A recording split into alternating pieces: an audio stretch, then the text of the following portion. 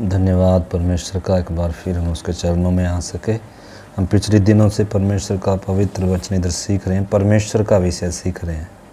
शुरू से हमने सीखा विश्वासी जीवन की बुनियादी बातें। हर एक को ये जानना अति ज़रूरी है कि मैंने किस पर विश्वास किया है। नॉलेज के तौर पर नहीं, परमेश्वर के बारे में नहीं, बल्कि परमेश्वर को जानना, व्यक्तिगत तौर पर जानना। जैसे हम बाइबल के द्वारा परमेश्वर के बारे में जान रहे हैं, परमेश्वर क्या है। पिछले दिनों हमने कितने गुणों के बारे में सीखा। परमेश्वर भस्म करने वाली आग है, परमेश्वर दयालु है, धर्मी है, बहुत सारी बातें हमने सीखी हैं। और वो भी सीखा है कि मेरा विश्वास क्या है। जिस परमेश्वर पर मैंने विश्वास किया है वो एकमात्र परमेश्वर है, वो सर्वशक्तिमान है, वो सर्वज्ञानी है, सर्वव्यापी है। बहुत सारी बातें हमने सीखी हैं, उसके बिना और कोई परमेश्वर है नहीं है। ये ऐसा भी हो सकता है कि हम परमेश्वर के बारे में नॉलेज है। जैसे अगर हमारा इधर का मुख्यमंत्री है उत्तराखंड का, उसके बारे में नॉलेज होना, उसके बारे में लिखी हुई बातों को पढ़ना एक अलग बात है, परंतु उसके साथ हमारा एक संबंध होना, व्यक्तिगत तौर पर संबंध होना, ये दोनों दो बातें हैं। परमेश्वर के बारे में जानना, परमेश्वर को जानना। तो इस करके हमने सिर्फ परमेश्वर के बारे में नॉलेज या ज्ञान इकट्ठा, हाँ ज्ञान भी होना, हमें मालूम होना है कि परमेश्वर कौन है, उसका स्वभाव, उसका व्यक्तित्व, लेकिन उससे उतना फ़ायदा नहीं होगा अगर हम उसके साथ क्या नहीं होगा, हमारा व्यक्तिगत क्या नहीं होगा, संबंध नहीं होगा।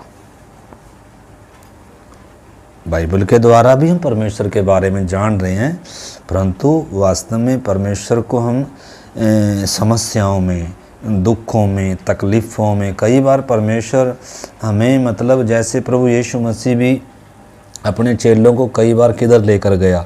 एक बार झील में लेकर गया, 2 बार भेजा प्रभु ने, एक बार और भेजा कि आप पार चलो, मैं आ रहा हूँ। और बीच में कितनी बड़ी बाधाएं आई, तूफान आए, आंधियाँ आई, ठीक है ना।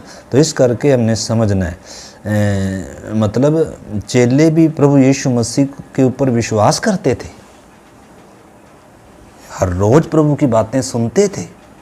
चेलों ने बीमारों को भी चंगा किया, दुष्ट आत्माओं को भी निकाला। ये पतरस तो पानी पर भी चला है और दावा भी किया था, प्रभु हम तेरे लिए क्या करेंगे, अपनी जान भी दे देंगे। परंतु व्यक्तिगत तौर पर जैसा प्रभु को जानना था वैसा जाना नहीं है।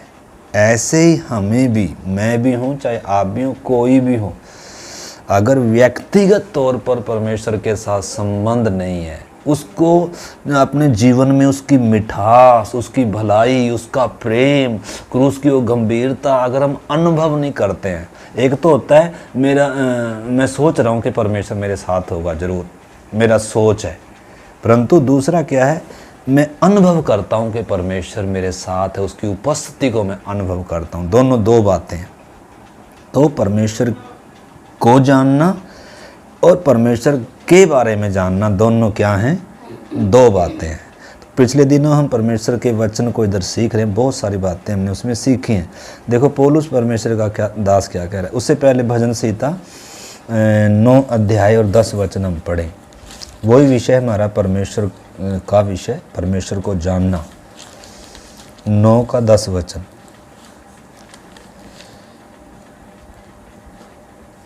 क्योंकि आने वाले दिन क्या हैं, वचन कहता है दिन बुरे हैं। क्या हैं, बुरे हैं। और इन बुरे दिनों में आपको मालूम है बहुत सारे विश्वास का त्याग कर रहे हैं, बहुत सारों का प्रेम ठंडा पड़ता जा रहा है। फैसिलिटी तो मिल रही है हमें वचन सीखने की और बहुत कुछ। लौदीकिया की कलीसिया है वास्तव में इस समय वर्तमान आखिरी समय की कलीसिया, लौदीकिया की कलीसिया है। ज्ञान में कमी नहीं है, लिखा है तो कहता तो है मैं धनी हूँ, धनवान हूँ, मुझे किसी चीज़ की घटी नहीं है। परंतु सच्चाई क्या है वास्तव में, प्रभु कह रहा है तू तुच्छ है, अभागा है, नंगा है। और प्रभु किधर है, अंदर नहीं है, प्रभु द्वार के बाहर कर दिए, बाहर खटखटा रहा है वास्तव में। आज ज़्यादातर मसीहों, हमारे व्यक्तिगत जीवनों में, विश्वासियों में, सेवकों में, कलीसियों में परमेश्वर की उपस्थिति नहीं है, क्योंकि उसको वो स्थान नहीं है, क्योंकि उसको वो आदर नहीं है, उसके लिए वो भूख और प्यास नहीं है जितनी होनी चाहिए। इसलिए प्रभु ने कितने उदाहरण दिए, स्वर्ग का राज्य छिपा हुआ धन है। इसलिए प्रभु ने कहा जो मांगेगा, इसलिए प्रभु ने कहा जो खटखटाएगा, जो ढूंढेगा, जो कोई प्यासा हो मेरे पास आओ। धन्य है जो भूखा है, वो तृप्त किया जाएगा। मतलब अगर व्यक्तिगत रीति से परमेश्वर के साथ चलने की भूख नहीं है, परमेश्वर से बातचीत करने की भूख नहीं है, उसकी उपस्थिति के खोजी नहीं है। दाऊद कहता है, हे परमेश्वर, और कहीं के 1000 दिनों से मुझे एक दिन तेरी ड्योढ़ी में खड़ा रहना क्या लगता है। जिसके लिए बीच की दीवार कभी गिरी नहीं थी, जिसके अंदर पाप राज्य करता था, जिसके ऊपर परमेश्वर का प्रेम इतना प्रकट होकर मिला ही नहीं है, वो कितने भूखे प्यासे। उनके पास हमारी तरह 66 किताबें भी नहीं थी, पवित्र आत्मा भी नहीं पाया था, बपतिस्मा भी नहीं लिया था, लेकिन उनमें खूबी थी कि वो परमेश्वर को चाहने वाले लोग थे। हमारे में खूबी क्या, हमारे पास सारी चीज़ें तो हैं, ज्ञान भी सब कुछ है, लेकिन परमेश्वर के साथ जो संबंध होना चाहिए, या जब परमेश्वर की जो भूख और प्यास या जो प्रार्थना का जीवन होना चाहिए, परमेश्वर के प्रेम से जो भरा हुआ अनुभव, वो नहीं है। वो है लौदीकिया की वर्तमान की कलीसिया। यीशु ने प्रार्थना का भी एक उदाहरण दिया उस विधवा के बारे में कि एक विधवा थी, एक अन्यायी था, वो अधर्मी था, ना तो परमेश्वर का डर ना किसी मनुष्य की परवाह उसको, ऐसे भी हैं। और वो विधवा उधर जा जाकर हर रोज क्या कर रही है, प्रार्थना कर रही है, फिर भी उसने हियाब नहीं छोड़ा। प्रभु ने अपनी आगमन का विषय जोड़ा उस विषय से, मतलब उसने अपना विश्वास नहीं त्यागा। हर रोज क्या कर रही है वो, ऐसे ही लिखा है, जो जब उम्मीद भी नहीं है तो भी क्या कर रहे हैं, परमेश्वर से जुड़े हुए हैं। हर रोज उसके फाटकों में जाते हैं, हर रोज उसकी उपस्थिति में जाते हैं, हर रोज उसकी दुहाई देते हैं। आशा चारों तरफ नहीं है तो भी उनका विश्वास डगमगाया नहीं है, विश्वास की नैया डूबी नहीं है। ऐसे ही प्रभु ने कहा है, जब मनुष्य का पुत्र आएगा क्या विश्वास पाएगा। मतलब विश्वास का त्याग हो रहा है इन दिनों। क्यों? विरोध बढ़ रहा है, सुख सुविधाएं बढ़ रही हैं, फैसिलिटियां बढ़ रही हैं, और जितनी हमें फैसिलिटियां मिलती हैं, अब पहले तो मान लो कमरा कैसा था, एक छोटा सा उदाहरण, तंग तुंग सा था, लेकिन अभी अच्छा मिल गया तो, या पहले मान लो मतलब हमारे पास किसी भी तरीके से हम इसको समझ सकते हैं, पहले हमारे पास मोबाइल नहीं था, इसने वो नहीं था, वचन को जानने का सुनने का इतना मौका था ही नहीं। लेकिन शायद उस समय हमारे अंदर क्या हो, वचन की भूख प्यास ज़्यादा हो, लेकिन अब इतनी फैसिलिटी मिलने के कारण अभी भूख ही प्यास ही क्या ना हो।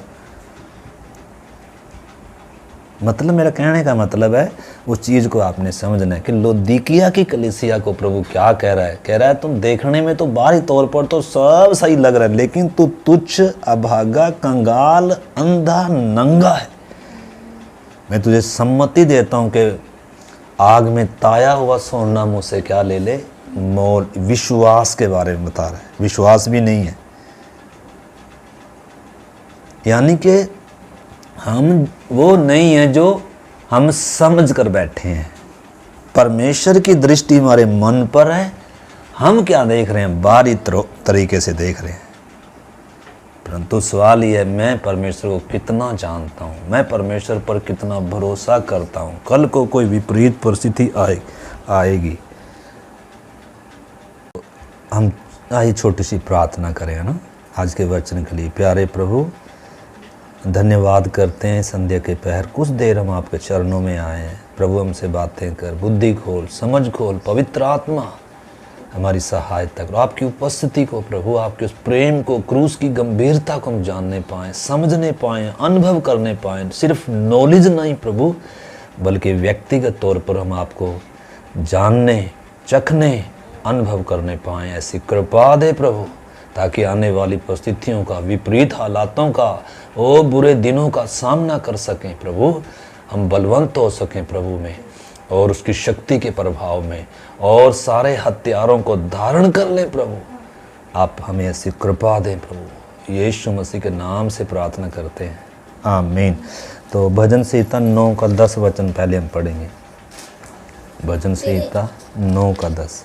तेरे नाम के जानने वाले तुझ पर भरोसा रखेंगे, क्योंकि हे यहोवा तूने अपने खोजियों को त्याग नहीं दिया। हाँ, इधर लिखा है तेरे नाम के जानने वाले, नाम के नहीं, वास्तव में तेरे व्यक्तित्व को जानने वाले या तुझे व्यक्तिगत रीति से जानने वाले तुझ पर क्या रखेंगे? भरोसा रखेंगे, क्योंकि तू विश्वास योग्य परमेश्वर है, तू कभी त्यागता नहीं है, अपने खोजियों को तूने कभी त्यागा नहीं है।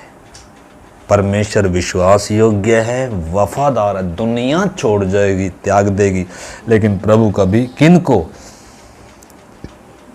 जो व्यक्तिगत प्रभु के साथ जुड़े हुए हैं, जो व्यक्तिगत रीति से प्रभु को जानते हैं। प्रभु के बारे में हो सकता है हमें बहुत सारी नॉलेज हो, परमेश्वर के बारे में, उद्धार के बारे में हो सकता है हमें बहुत सारी नॉलेज हो, परंतु व्यक्तिगत रीति से, आत्मिक रीति से परमेश्वर के साथ का वो संबंध वास्तव में। इसलिए अभी दिन बुरे हैं, आने वाले दिन बहुत बुरे हैं। अगर व्यक्तिगत रीति से परमेश्वर के साथ वो हमारा संबंध नहीं होगा तो हम कहीं टिकेंगे भी। पतरस और बहुत सोचकर चल रहे थे कि हम तो प्रभु के साथ चल रहे हैं और हम तो प्रभु तेरे लिए जान भी दे देंगे। हालांकि प्रभु ने कहा भाई दिन बुरे हैं, समय बुरा आ रहा है, परमेश्वर से शैतान ने मांग लिया है, तुमको छाछ की तरह क्या करेगा? फटकेगा। और क्या करो? प्रार्थना करो। एक प्रार्थना कर रहा है, एक का लहू पसीने के समान बहा, एक बेचैन है, नींद है नहीं, लेकिन चेले क्या करे? आराम से घड़ाटे मार रहे हैं। 3 बार उठाए तो भी प्रभु कह रहा है क्या मेरे साथ एक घड़ी भी नहीं जाग पाए? नींद क्या हो रही थी? नींद ने ऊपर क्या कर रखा था? लेकिन वही पतरस बाद में आप देखते हैं 10 अध्याय में लिखा है, जब दोपहर का समय था, भूखा भी है, और सिमोन धंधा करने वाले के, चमड़े का धंधा करने वाले घर में था। लिखा है भूखा था लेकिन खाना बना नहीं था, और ऊपर छत पे चढ़ गया प्रार्थना के लिए। यानी कि प्रार्थना इतनी महत्व, ये भी नहीं सोचा चल दोपहर का समय थोड़ा आराम कर लूँ, खाना खुना खाऊंगा फिर थोड़ी देर प्रार्थना करेंगे, संगति चलाएं ना। ऊपर चढ़ गया छत पर एकांत में, और क्या कर रहा है? प्रार्थना। और लिखा है प्रार्थना करते करते बेसुध हो गया। देखो, बेसुध हो गया लेकिन प्रार्थना करनी नहीं छोड़ी। क्यों? क्योंकि व्यक्तिगत रीति से अब इसने प्रभु को जान लिया। अब ये इनकार कर कर भागने वालों में नहीं है। लेकिन उससे पहले जानता तो था, दावा तो था, लेकिन पता ही तब चला जब हालात आए नहीं, उसको किसी ने क्रूस पर नहीं चढ़ाना था। इसलिए वो तो छोटी सी लड़की के सामने इनकार कर कर के, मैं तो उस यीशु को जानता भी नहीं। हम भी शायद हम भी ऐसे ही प्रभु को जानते होंगे। इन्हीं दिनों परिस्थितियां बताएंगी हम परमेश्वर को कितना जानते हैं। जब विरोध आएगा, जब मुसीबतें आएंगी, जब समस्याएं आएंगी, या जब कोई दुख, तकलीफ, बीमारी का हमें सामना करना पड़ेगा, तो इधर लिखा है जो परमेश्वर के व्यक्तित्व को जानते हैं, व्यक्तिगत तौर पर जानते हैं, वो उस पर क्या रखेंगे? भरोसा रखेंगे, और परमेश्वर भी उन्हें कभी त्यागेगा नहीं। एक वचन नए नियम में भी हम इससे मिलता जुलता वचन पढ़ते हैं। 2 तिमोथी 1 अध्याय और उसका 12 वचन। परमेश्वर का दास पौलुस क्या कह रहा है? 2 तिमोथी 1 अध्याय का 12 वचन। इस कारण मैं इन दुखों को भी उठाता हूँ पर लज्जाता नहीं, क्योंकि मैं उसे जिस पर मैंने विश्वास किया है जानता हूँ, और मुझे निश्चय है कि वह मेरी धरोहर की उस दिन तक रखवाली कर सकता है। इधर लिखा है इस कारण मैं इन दुखों को भी उठाता हूँ परंतु लज्जाता नहीं हूँ या डरता नहीं हूँ, क्योंकि मैं उसे जिस पर मैंने विश्वास किया है जानता हूँ। आज हमारे सामने भी एक सवाल है, क्या जिस पर मैंने और आपने विश्वास किया है, क्या हम उसे जानते भी हैं? ये है बड़ा विषय। परमेश्वर कितना विश्वास योग्य है, परमेश्वर कितना भला है, परमेश्वर सारी ज़रूरतों को पूरा करने वाला वाचा बांध दिया उसने कहा है तुम्हारे सिर के बाल भी गिने हुए हैं, बिना मेरी इजाज़त के, क्या परमेश्वर की इजाज़त के बाल भी बांका नहीं होगा। मतलब इतना क्या दिया उसने हमें, लिख कर दिया है, साइन कर दिया है, वो कभी बदलेगा नहीं। वो जो बोल चुका है वो पक्का है, वो कभी झूठ बोलता नहीं। तो पौलुस परमेश्वर का दास कह रहा है, जिस पर मैंने विश्वास किया मैं उसे जानता हूँ, इसलिए मैं दुखों को उठा रहा हूँ। इसलिए मैं क्या नहीं, मुझे कोई किसी चीज़ की चिंता नहीं है, बोझ नहीं है, मतलब निराशा नहीं है, डर नहीं है, और मैं शर्मिंदा भी नहीं हूँ। दुख आए, तकलीफ़ आए, अगर पौलुस के बारे में देखें कैसे जाना इसने, ऐसे थोड़ा जान लिया, पढ़ कर ही थोड़ा जान लिया। पढ़ने से, खाली सुनने से थोड़ा परमेश्वर को जानते हम। व्यक्तिगत रीति से परमेश्वर को जानने के लिए बहुत हमारे जीवन में वो आता है, हम देखेंगे उसके बारे में भी। तो इसलिए पौलुस परमेश्वर का दास कह रहा है, इसलिए मैं दुखों को उठाता हूँ क्योंकि मैं उसे जानता हूँ, और मुझे ये पक्का निश्चय है कि वह मेरी धरोहर की उस दिन तक रखवाली कर सकता है। मतलब पूरा क्या है, निश्चय है। अब पास्टर के कहे से विश्वास करना काफ़ी नहीं होगा, वचन को पढ़ने मात्र से, सुनने मात्र से, परमेश्वर को जान लेने से, विश्वास करने लेने से काफ़ी नहीं होगा। अगर व्यक्तिगत रीति से हमारा एक एक विश्वासी का, हम सब का अगर व्यक्तिगत रीति से परमेश्वर को जानते नहीं है, प्रार्थना में उसके साथ उसकी नज़दीकी को अनुभव नहीं करते हैं, उसकी निकटता में कितना मिठास है, कितना वो भला है, कर हम अगर व्यक्तिगत रीति से जानते नहीं हैं। पुराने नियम में तो बाइबल भी नहीं थी, आत्मा की भरपूरी नहीं थी, परमेश्वर के और मनुष्य के बीच में वो बीच की दीवार कभी गिरी ही नहीं थी, कभी पापी का पवित्र परमेश्वर से मेल हो ही नहीं पाया। हमारे लिए तो सारी दीवारें हटा दी गई हैं, सारे पर्दे हटा दिए गए, शैतान का सिर कुचल दिया, मृत्यु का नाश कर दिया। लेकिन हमें जितना हमें फैसिलिटी मिली है, शायद उनके पास फैसिलिटी नहीं थी, लेकिन उनके अंदर परमेश्वर के प्रति कीमत देने का मन था। परमेश्वर जो भी बोले एक आवाज़ में छोड़ने के लिए तैयार थे, कुछ भी कीमत देनी पड़ी, कीमत देने के लिए क्या थे, तैयार थे। परंतु आज हमारे पास फैसिलिटियाँ हैं, लेकिन परमेश्वर के भूखे प्यासे शायद ना हो। तो इसलिए फिर पता कब लगेगा, जब हमारे जीवन में समस्या आती है, दुख उठाने की बात आती है, खड़ा होने की बात आती है, कुछ सहने की बात आती है, उस समय फिर पता चलता है हम कितना परमेश्वर को जानते हैं। यूहन्ना भी कह रहा है, यूहन्ना भी बता रहा है, जो कि कह रहा है मैं परमेश्वर को जानता हूँ, लेकिन मतलब क्या नहीं है, जैसा दिखना चाहिए। अगर भाई से बैर है, अगर हम भी दावा कर सकते हैं तो परमेश्वर को जानते हैं, परमेश्वर तो हमारे अंदर है। लेकिन परमेश्वर को अगर हम जानते हैं तो हमारे कामों में भी दिखेगा, व्यवहारों में भी दिखेगा, बोलबाणी में भी दिखेगा, हमारा विश्वास हमारे कामों में दिखेगा। मतलब हम परमेश्वर को जानते हैं, हमारे व्यवहारों में दिखेगा। हमारे दावा करने से थोड़ा हम परमेश्वर को जान रहे हैं। हमारे दावे सब क्या हो जाएंगे, एक दिन फेल हो जाएंगे। इसलिए यूहन्ना कह रहा है वो झूठा है, उसमें सत्य है नहीं। जो कह रहा है मैं परमेश्वर को तो जानता हूँ, मैं परमेश्वर को तो प्यार करता हूँ, लेकिन दूसरी साइड में उसका विश्वास, उसका दावा उसके कामों पर क्या नहीं होता, कामों के द्वारा नज़र नहीं आता है। तो वचन कहता है क्या है, झूठा है, उसमें सत्य है नहीं है। तो इस करके यीशु मसीह की जगह कहता है, देखो मत्ती 22 का 29 है, शायद मत्ती 22 का 29।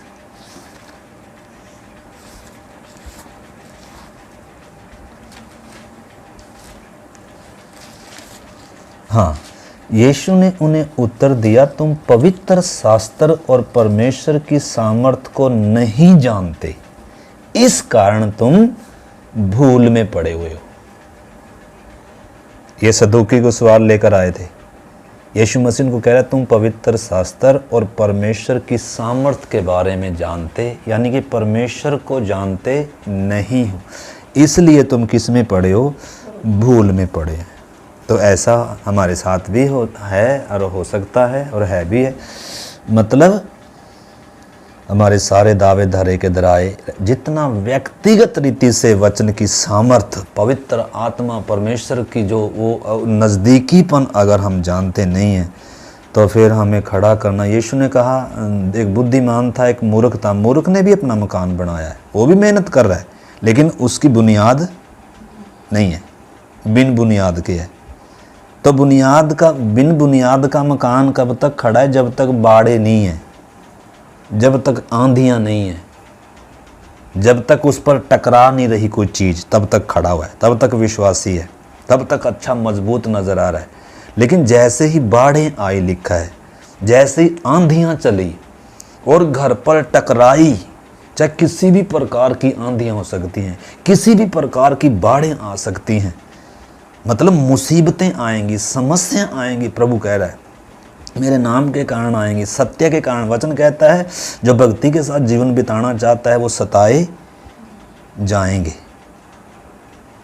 तो इस करके ऐसी परिस्थिति जब आएगी उस समय पता चलेगा हमारी बुनियाद कैसी है, हम व्यक्तिगत रीति से प्रभु को कितना जानते हैं। क्या पौलुस के समान हम कह पाएंगे जिस पर मैंने विश्वास किया है मैं उसको जानता हूँ। मैं भी हूँ, चाहे कितना भी दावा करता हूँ, लेकिन अगर व्यक्तिगत रीति से परमेश्वर के साथ जैसा नज़दीकी संबंध होना चाहिए, उस पर जैसे भरोसा होना चाहिए, उसको जैसे जानना चाहिए, अगर वैसे जानता नहीं हूँ तो फिर एक आंधी का सामना करने की भी क्या नहीं है, हिम्मत नहीं है। तो इस करके हमें इन्हीं दिनों, लॉकडाउन भी प्रभु ने आने दिया, कई सालों से इतना गहरा प्रभु ने वचन दिया, दिन रात वचन हम सुना है, लेकिन तो भी शायद परमेश्वर के बारे में हमने जाना है, परंतु परमेश्वर को व्यक्तिगत रीति से जानना और उस पर जितना भरोसा करना चाहिए, जितना उसे प्रेम करना चाहिए, जितना उसके साथ नज़दीकी संबंध में आना चाहिए, या जितना बढ़कर उसे प्रेम करना चाहिए सब बातों से, शायद उतना हमारे जीवन में अभी भी नहीं है। और अगर नहीं है तो हम तूफ़ान का सामना कभी कर नहीं पाएंगे। ठीक है ना। देखो एक घटना है इसी मत्ती का, मेरे ख्याल में आप निकालो 12 अध्याय, शायद मत्ती 14 अध्याय।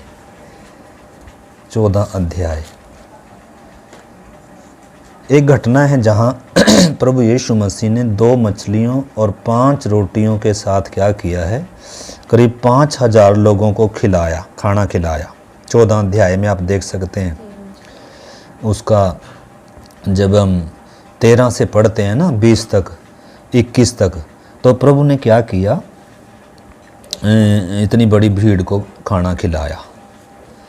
और इसमें नहीं लिखा, यही घटना यूहन्ना सुसमाचार में भी लिखी हुई है। यूहन्ना लिखता है कि जब उन्होंने सब ने खाना खाया, बच भी गए कुछ टोकरे, और इतना मतलब जब उन्होंने चमत्कार देखा, भोजन खाया, तो लिखा है वो यीशु को राजा बनाने के लिए क्या हो गई, यानी कि चमत्कार देखकर यीशु को राजा बनाने के लिए तैयार है।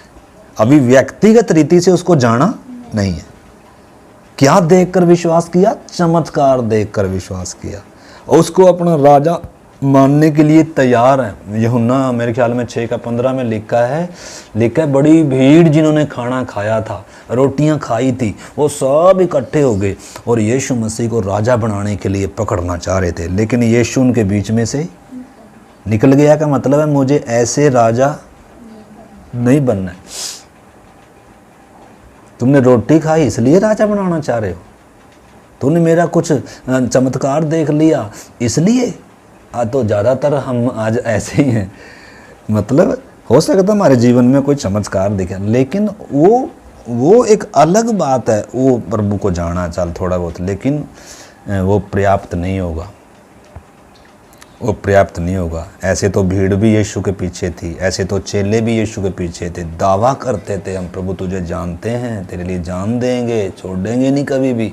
लेकिन जब समय आया एक भी वहाँ नहीं था, सब ने त्याग दिया, सब ने छोड़ दिया। तो यीशु के पीछे चलना इतना आसान नहीं है। यीशु के लिए खड़ा होना इतना आसान वो ही खड़ा हो पाएगा जिसने उसके क्रूस को, उसके प्रेम को, उसकी नज़दीकी को क्या किया है, अनुभव किया है, जो जानता है। और ये खाली किताब से, बाइबल से पढ़ने से हमें निश्चय के वचन लिखा हुआ है, हम इसके द्वारा उसके उस सब बातों को जान रहे हैं, परंतु अगर व्यक्तिगत रीति से उसके साथ अगर हमारा क्या नहीं है, वो प्रेम नहीं है, वो संबंध नहीं है, वो नाता नहीं है, वो प्रेम नहीं है, वो समर्पण नहीं है, तो फिर तो ये हम क्या हैं। तो इसलिए यीशु ने उसी में कहा 6 अध्याय यूहन्ना में ये पूरी घटना है, लिखा है बड़ी भीड़ यीशु मसीह के पीछे थी, क्योंकि चमत्कार हो रहे हैं, रोटियां खिला रहा है और बहुत सारे विश्वासी हैं। लेकिन प्रभु ने कहा तुम मेरे पीछे इसलिए नहीं चल रहे कि मतलब आपने कुछ क्या किया, कुछ विशेष बात देखी है, उस चीज़ से आप अचंभित नहीं हो, परंतु इसलिए चल रहे कि तुमने क्या खाई है, रोटियां खाई हैं। इसलिए नाशवान भोजन के लिए परिश्रम ना करो, परंतु उस भोजन के लिए परिश्रम करो जो अनंत जीवन के लिए ठहरता है, और वो मैं तुम्हें दूंगा। और वो क्या है भोजन, उसने बताया, तुम्हें उसको खाना होगा। जीवन की रोटी जो स्वर्ग से उतरी वो मैं हूँ। आपको मालूम है यूहन्ना शुरू में 6 अध्याय में भीड़ थी यीशु के पीछे, विश्वासी हैं, चेले भी हैं सब, लेकिन आखिर में आप देखो सारे चले गए वापिस छोड़कर। इवन 70 चेले भी थे यीशु के, जिन्होंने दुष्ट आत्मा को निकाला था, 2-2 कर उनको भी भेजा था, वो भी कह रहे हैं जी ये तो बातें नागवार हैं, ये बातें कौन सह सकता है। और लिखा उसके बाद उसके पीछे चले ही नहीं, छोड़कर चले गए। आखिर में 12 बचे इतनी बड़ी भीड़ में से, और प्रभु उनको कह रहा है भाई तुम भी जाना चाहते हो तो यानी कि भीड़ क्या होगी, भीड़ छोड़कर चली गई। तो प्रभु को चमत्कार दिखाकर भीड़ इकट्ठा करने का कोई इरादा नहीं है। प्रभु चाहता है मेरे व्यक्तित्व को तुम जानो, मुझे जानो तुम, और मेरे चमत्कारों को देखकर अगर विश्वास कर रहे हो तो भाई ये आपका विश्वास काफ़ी नहीं होगा, ठीक है ना। तो इधर भी हम देखते हैं, इधर यीशु ने क्या किया, उसी मत्ती में हमने निकाल रखा है 14 अध्याय, जब उसने बड़ी भीड़ को खिलाया और राजा बनाने के लिए आए, और उसके बाद आप उसका 22 से पढ़ो। यीशु उधर से निकल गया जब, तब उसने तुरंत अपने चेलों को नाव पर चढ़ने के लिए विवश किया कि वे उससे पहले पार चले जाएं। हाँ, यीशु ने क्या किया, तुरंत उनको उधर से निकाला, क्योंकि क्या बनाने जा रहे थे वो, और चेलों का भी क्या हो जाना था, फूल करो, अब तो हमारा यीशु क्या बन गया, अब तो हमारा प्रभु राजा बन गया, अब तो हम भी। फटाफट यीशु ने क्या किया, जबरदस्ती निकाला उधर से, निकलो इधर से, भाग लो इधर पतली गली से। आप भी निकल गया और चेलों को भी उधर से निकाला भीड़ में से, क्योंकि भीड़ ने चमत्कार देखा, सब कुछ मानने के लिए यीशु को तैयार है। उसी प्रकार आज बहुत सारे हम में से ऐसे भी हैं जो चमत्कार दिख गया ना, ओहो बस ये ही रास्ता सही है, ये ही सचमुच में यीशु ही सर्व परमेश्वर है। व्यक्तिगत तौर पर जाना नहीं है, परंतु चमत्कार देखा है, या पास्टर ने बोला है, या उस व्यक्ति ने बोला है, या सीडी से सुना, या उससे सुना है, ठीक है, उसके द्वारा कुछ जानने का, सुनने का एक मौका मिला है उसको, लेकिन अब उसको व्यक्तिगत रीति से भी क्या करना है, समझना है, अनुभव करना है, जानना है। और वो कैसे कर पाएंगे, आगे देखो प्रभु क्या कह रहा है, लिखा है उनको फटाफट विदा किया। तब उसने तुरंत अपने चेलों को नाव पर चढ़ने को विवश किया कि वे उससे पहले पार चले जाएं, जब वह लोगों को विदा करे। जब तक लिखा है वह लोगों को विदा करके प्रार्थना करने को अलग पहाड़ पर चल। देखो प्रार्थना को प्रभु कितना क्या दे रहा है? प्रार्थना को प्रभु कितना महत्व दे रहा है। इतना व्यस्त, इतना बिजी, भीड़ पीछे, तो भी प्रार्थना के लिए क्या निकाल रहा हमारे पास प्रार्थना के लिए समय ही, सब चीज के लिए समय है, घंटा घंटा और कहीं व्यर्थ बातों के लिए सब टाइम है, लेकिन प्रभु के चरणों में बैठने का समय, प्रभु के साथ बातचीत करने का मन, सबसे बात कर लेंगे, जिससे नहीं करना दिन भर उससे भी खूब बातें कर लेंगे, लेकिन जिससे बात करना चाहिए उससे बात नहीं करते। व्यक्तिगत तौर पर प्रभु को जानते, उसकी भूख और प्यास नहीं है, और हम दावा करते हैं कि हम क्या करते हैं, प्रभु को जानते हैं। यीशु मसीह जिसको इतनी प्रार्थना की जरूरत नहीं है वो प्रार्थना कर रहे हैं। हमें प्रार्थना की कितनी क्या है जरूरत है, लेकिन हमारा प्रार्थना का जीवन कितना है, हमारा वचन संगति प्रार्थना प्रभु को समय चरणों में समय बिताना, वो समय कितना है हमारा। अगर हम देखें तो शरीर के लिए हम कितना समय बिताते हैं, कितना सोते हैं, कितना खाने में समय, कितना नहलाने दिलाने में, लेकिन आत्मिक बातों के लिए कुछ मेहनत नहीं है। कोई मेहनत नहीं हो, कोई भूख प्यास भी ना हो, कोई प्रयास भी ना हो, तो हम फिर शारीरिक तौर पर ही बढ़ेंगे, आत्मा में कहाँ बढ़ेंगे? फिर कैसे बढ़ेंगे? पतरस और के समान फिर तलवार चलाएंगे, मतलब परीक्षाओं में बहक जाएंगे, इनकार कर जाएंगे। प्रभु को हम तब प्रभु इनकार कर दिया, पतरस ने कह रहा मैं तो उसे जानते ही नहीं। बस 3.5 साल की ट्रेनिंग दी प्रभु ने। किसने दी ट्रेनिंग? सबसे ऊंची उसमें स्कूल में पढ़ाई करी पतरस ने, सबसे ऊंचे स्वयं परमेश्वर देनधारी होकर सिखा रहा है 3.5 साल तक, दिन रात सिखा रहा है, पानी पर भी चलकर दिखाया। लेकिन जैसे प्रभु को जानना चाहिए वैसे वैसे जानता। एक प्रार्थना कर रहा है, एक सो रहा है, सोए पड़े आराम से, उनको है एहसास भी नहीं। सोने के लिए तो प्रभु भी सोता नहीं था क्या? प्रभु नाम में सो रहा था, प्रभु भी सो रहा था। सोना कोई गुनाह नहीं है, रोटी खाना कोई गुनाह नहीं है, काम करना कोई गुनाह नहीं है, परंतु बैलेंस तो हो कम से कम अपने आत्मिक जीवन का और शारीरिक बातों का। शरीर में तो मैं 3 टाइम रजकर खा रहा हूँ, 8 घंटे 6 घंटे 7 घंटे या ज़्यादा भी मैं सो रहा हूँ।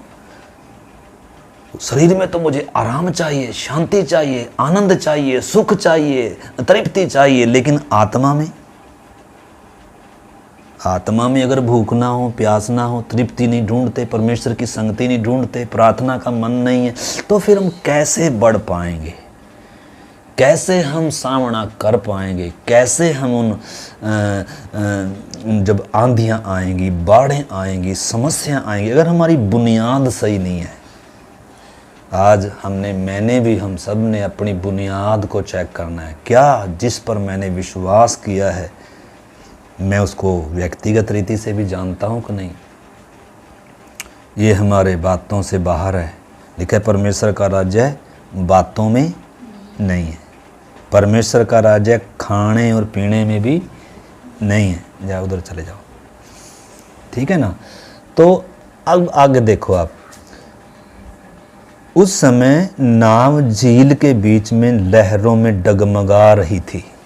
यीशु ने किधर भेजा चेलों को? बोले पार चलो, मैं आ रहा हूं। यानी कि किधर भेज रहा है? तूफानों में भेज रहा है, समस्याओं में भेज रहा है।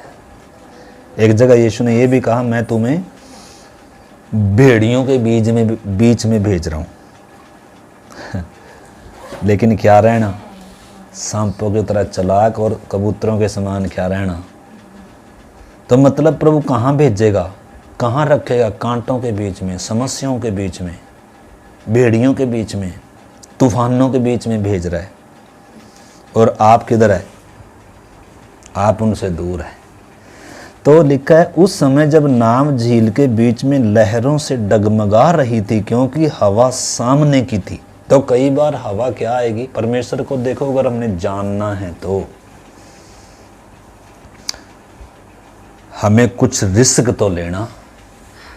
रिस्क तो लेना पड़ेगा, नींद तो छोड़नी पड़ेगी, या कुछ न कुछ हमें मतलब शरीर की सुख सुविधा और मनमर्जी का जीवन तो छोड़ना पड़ेगा।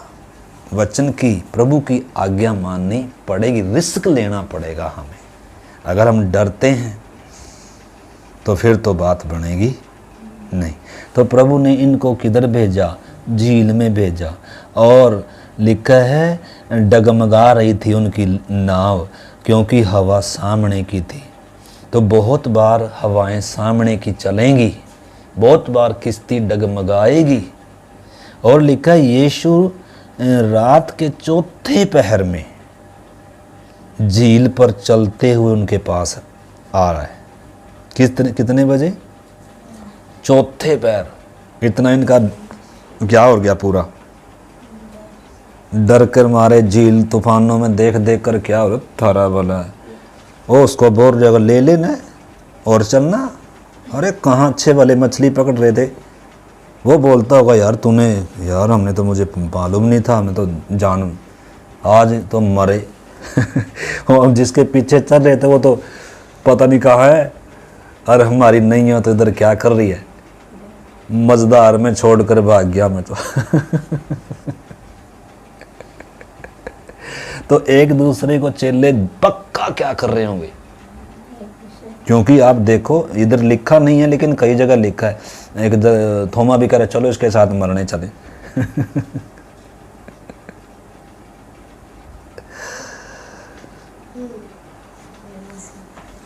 जब जाना था लाजर को बचाने के लिए, बीमार था जब तो गया नहीं, और अब जा रहा है जब 4 दिन हो गए मरे को। छोड़ देंगे इसको वहाँ। इसलिए चलो हम इसके साथ मरने, और क्या करें। यानी कि उनके अंदर कितना क्या नहीं था, ऐसा विश्वास नहीं था।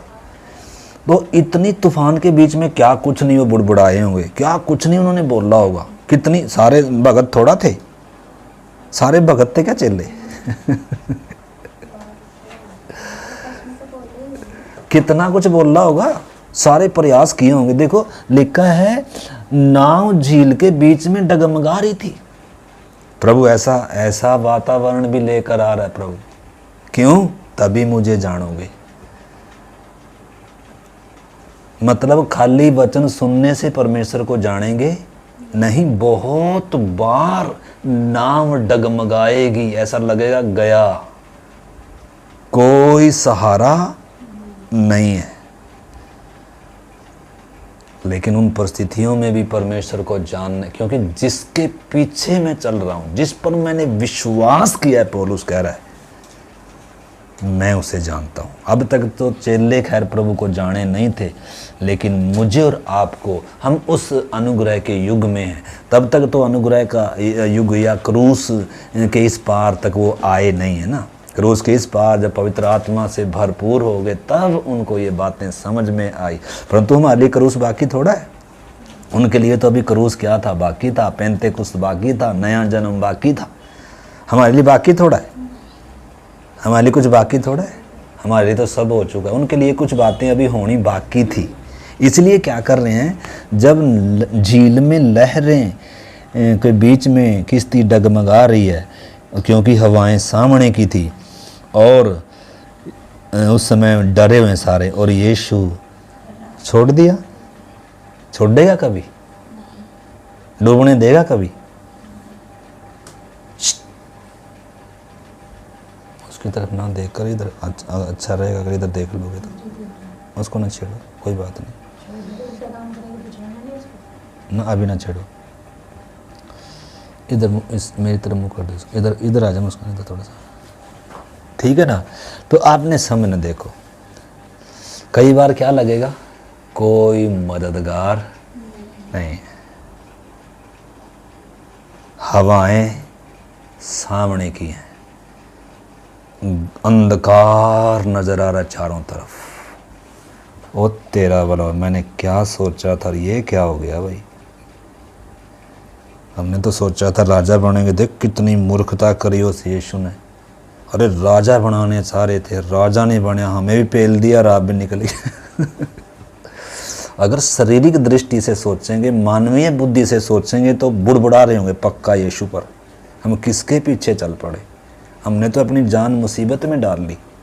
अच्छे भले मछली पकड़ रहे थे, घर बार था और सब घर में परिवार में रह रहे थे, बिजनेस व्यापार कर रहे थे, अब कौन बचाएगा हमें। पर जिसने बुलाया है चिंता उसको है, किसको है, बचाएगा कि नहीं बचाएगा। उनको तो मालूम नहीं था कि यीशु आएगा, लेकिन हमें लिखकर दिया है कि झील में जब किश्ती क्या करे, डगमगाए, जब लहरें सामने की हों, वातावरण जब बिल्कुल क्या हो, उस समय भी आपको आशा है, आशा नहीं छोड़ना।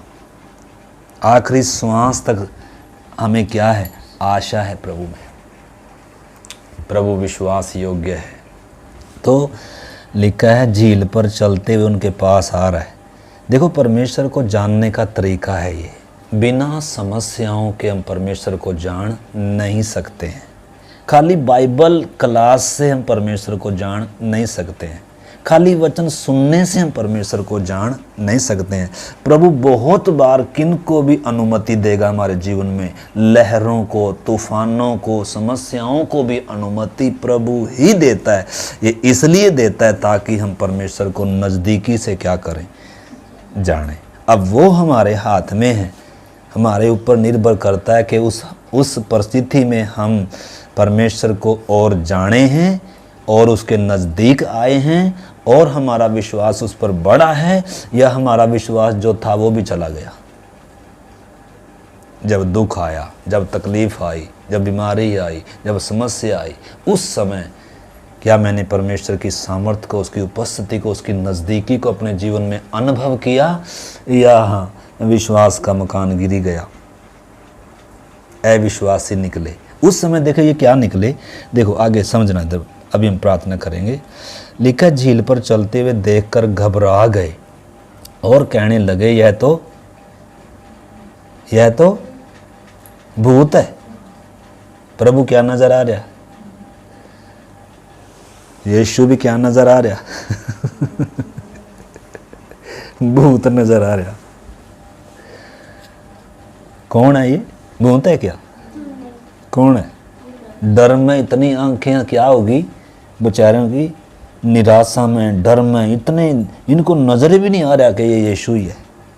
यीशु नहीं दिख रहा, अब क्या दिख रहा है, भूत दिख रहा है। क्यों, क्योंकि पानी पर चलते हुए यानी कि इनको एहसास नहीं है कौन है भाई, ये समुंदर का सृजनहार है। एक बार और झील के बीच में आराम से सो रहा था और झील में वो लहरें आने दिया।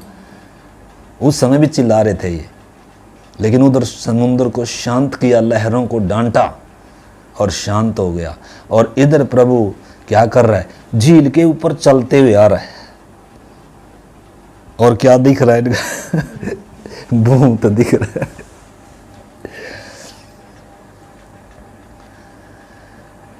और चिल्ला रहे हैं डर के मारे।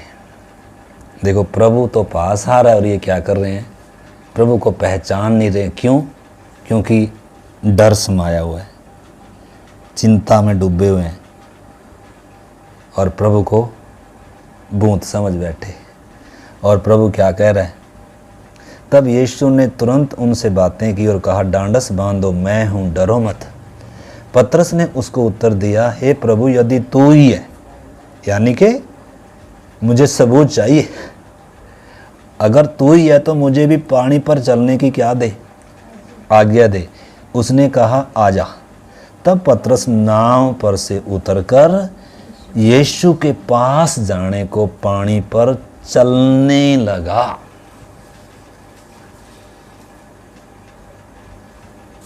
ऐसी परिस्थिति में क्या कर सकते हैं, देखो देखो प्रभु अपने आप को कैसे प्रकट कर दे रहा है, कैसा अनुभव प्रभु दे रहा है। यानी कि ऐसी परिस्थिति में डर डर कर भी मर सकते हैं। और देखो इधर लिखा है, तब नाव पर से उतरकर यीशु के पास जाने को पानी पर चलने लगा, पर हवा को देखकर डर गया अभी भी यानी कि क्या नहीं है, यानी कि पानी पर चल रहा है।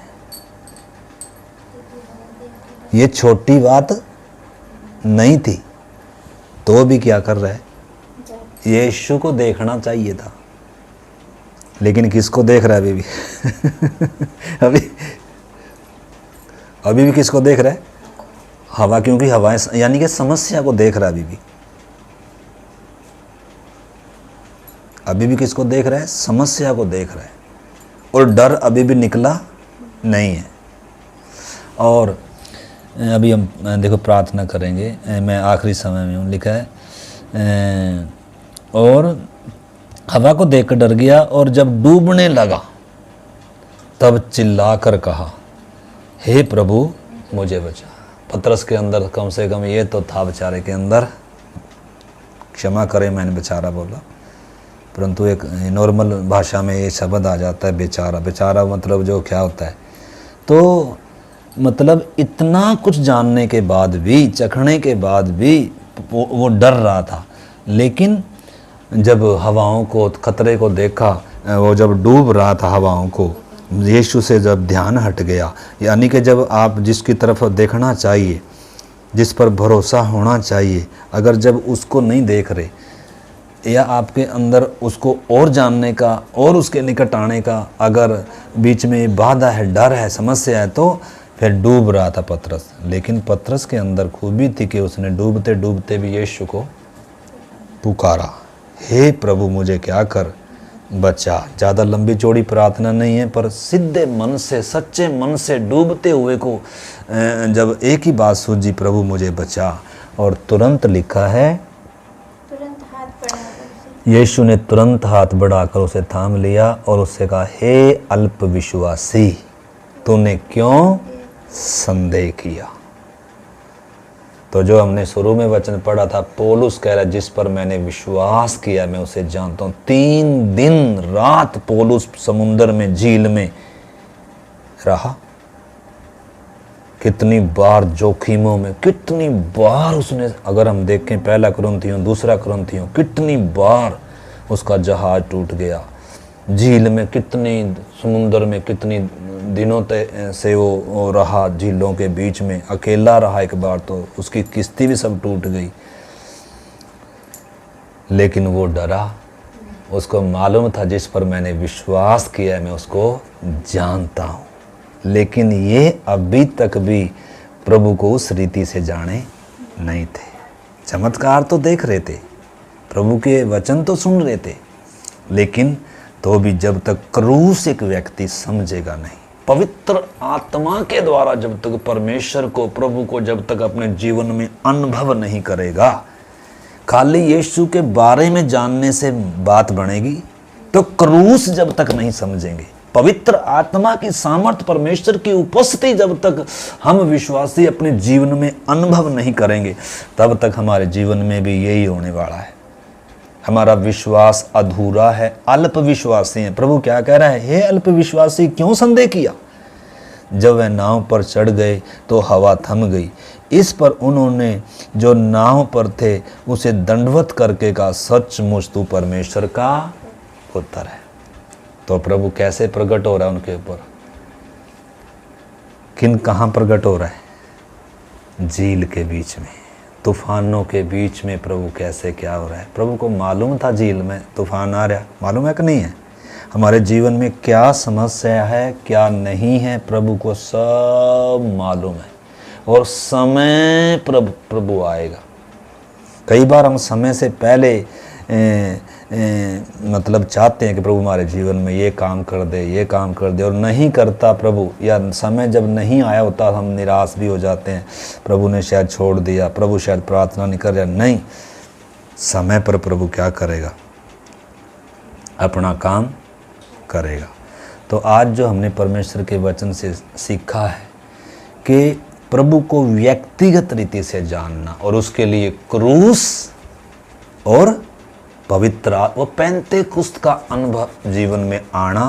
पौलुस जब बोल रहा है कि मैं उसको जानता हूँ जिस पर मैंने विश्वास किया। क्रूस के बाद बोल रहा है वो, पेंतेकुस्त के बाद बोल रहा है। परंतु इधर पतरस और भले ही यीशु को जानते हैं, विश्वास करते हैं, साथ चलते हैं, पानी पर भी चले हैं, लेकिन अभी भी वो उसको उस रीति से जानते नहीं थे। इसलिए समस्या आई इनकार कर कर। तो इससे हमें क्या पता चलता है? क्रूस के द्वारा प्रभु को जानना, क्रूस की गंभीरता अगर एक विश्वासी जाना नहीं है, क्रूस की कथा को अगर जानता नहीं है, तो इसके अंदर प्रभु के साथ का वो संबंध, वो प्रेम, वो नज़दीकी आ ही नहीं सकता। वो डर से छुटकारा, पाप से छुटकारा, भय से छुटकारा हो ही नहीं सकता। क्रूस पर बंधन टूटेंगे जब तक एक व्यक्ति क्रूस को नहीं समझता, और जब तक एक व्यक्ति पवित्र आत्मा का या पेंतेकुस्त का अनुभव अपने जीवन में नहीं पाता। जब पतरस और ये ही अल्प विश्वासी थे जो इनकार भी कर गए बाद में, इनके जीवन में जब वो क्रूस आया, पेंतेकुस्त आया, यही पतरस तो थे जिन्होंने प्रभु के लिए अपना प्राण दिया, जगत को उल्टा पुल्टा करने वाले कहलाए। तो प्रार्थना करते हैं अगली बार, और हम इसका अगला देखेंगे। हमें व्यक्तिगत रीति से परमेश्वर को जानना है, सिर्फ नॉलेज नहीं रखनी उसकी, हमने उसके साथ प्रार्थना में समय बिताना है, उसके क्रूस को समझना है, पवित्र आत्मा को अपने जीवन में, उसकी सामर्थ्य को, उसकी मिठास को अपने जीवन में अनुभव करना। और ये बिना भूख प्यास होगा नहीं। अगर भूख प्यास नहीं है तो प्रभु ने क्यों कहा जो प्यासा मेरे पास आए? प्रभु ने क्यों कहा धन्य है जो भूखे हैं वो तृप्त होंगे? क्यों कहा जो खटखटाएगा उसके लिए सिर्फ खुलेगा? क्यों कहा खेत में छिपा कर रखा गया धन है स्वर्ग का राज्य? क्योंकि सब के लिए नहीं है। तो इस करके हमने समझना है परमेश्वर को जानने का रास्ता यही है। दुख और तकलीफ़ों के बीच में भी, उन तूफानों के बीच में भी प्रभु को जानने का क्या है? एक अवसर है। तो उसके लिए जिस पर मैंने विश्वास किया है मैं उसको जानता हूँ कर कर, अगर हम उसको व्यक्तिगत रीति से नहीं जानते हैं तो हम तो कहाँ समस्या का सामना होगा? हो पाएगा? जब दुख आएगा, अकेलापन आएगा या कुछ भी आएगा, हमारे जीवन में विपरीत हालत कुछ भी आ सकती है।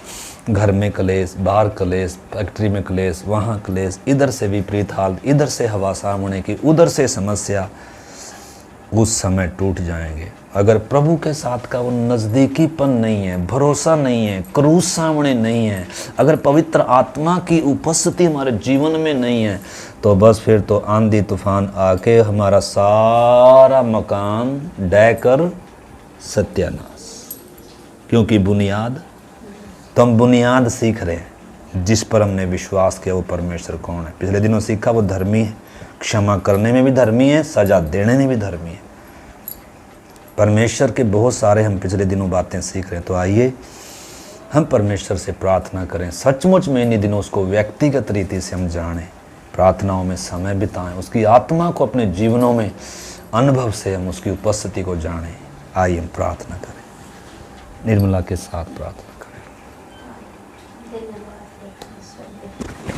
हालेलुया।